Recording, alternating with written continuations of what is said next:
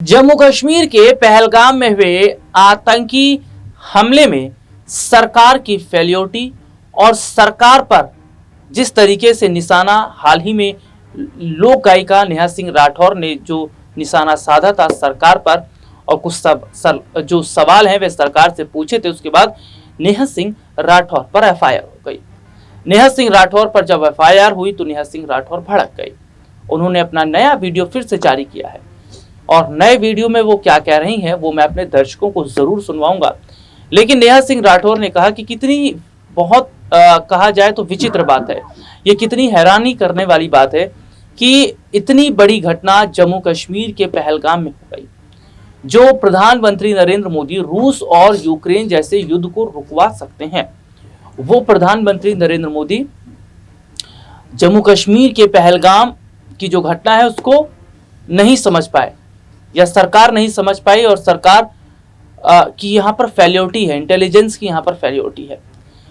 और उन्होंने ये भी कहा कि धारा 370 हटने के बाद, और ये तमाम विपक्ष भी कह रहे हैं कि धारा 370 हटने के बावजूद भी इस तरीके की घटना क्या ये नहीं बताता है कि वाकई ये किस तरीके की स्थिति है और उसमें क्या वाकई सरकार की फेलियोरिटी नहीं है। नेहा सिंह राठौर ने क्या कहा है, अपना एक और जो नया वीडियो जारी किया है उसको दिखाते हैं। पहलगाम हमले के जवाब में अब तक सरकार ने किया क्या है? मेरे ऊपर एफआईआर। सरकार मेरे ऊपर एफआईआर करवाकर असली मुद्दों से ध्यान भटकाना चाहती है। क्या ये बात समझना इतना मुश्किल है? अरे दम है तो जाइए आतंकवादियों के सिर लेकर आइए।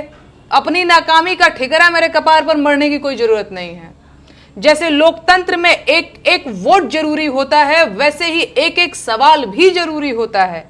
और सरकार को सारी दिक्कत मेरे सवालों से है, इसीलिए वो मुझसे सवाल पूछने से रोकना चाहते हैं।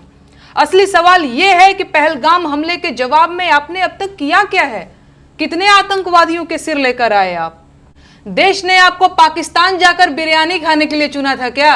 है कोई जवाब? दरअसल नहीं है। बस हर सवाल के जवाब में नोटिस भेज दो, एफआईआर करवा दो, गालियां दिलवा दो, नौकरी छीन लो, अपमानित कर दो, डरा दो। इसे आप राजनीति कहते हैं? अगर ये राजनीति है तो फिर तानाशाही क्या है? मैं इस देश की जनता से पूछना चाहती हूं, क्या यही पाने के लिए आपने वोट दिया था कि सवाल पूछने पर आपको देशद्रोही और गद्दार कह दिया जाए? भाजपा देश नहीं है, प्रधानमंत्री भगवान नहीं है। लोकतंत्र में आलोचना तो होगी, सवाल भी पूछे जाएंगे। मेरे सवालों से इतनी दिक्कत है तो सत्ता छोड़कर विपक्ष में आ जाइए, सवाल नहीं पूछूंगी तब मैं। तो देखा आपने नेहा सिंह राठौर ने क्या कहा है। हालांकि नेहा सिंह राठौर ये साफ कह चुकी हैं कि मेरे पास कोई पैसे नहीं है और ना ही मेरे पास इतनी पैसे कि मैं वकील कर सकूं। जो सरकार को करना है वो कदम उठाएं, लेकिन मैं सरकार से सवाल पूछती रहूंगी। अब क्या नेहा सिंह राठौर की आने वाले समय में गिरफ्तारी हो सकती है और क्या नेहा सिंह राठौर को आने वाले वक्त में सलाखों के पीछे भी जाना पड़ सकता है, क्योंकि सरकार से भिड़ना नेहा सिंह राठौर को भारी पड़ सकता है। आज के लिए इतना ही, फिर आपसे दोबारा मुलाकात होगी, तब तक के लिए इजाजत दीजिए। नमस्कार।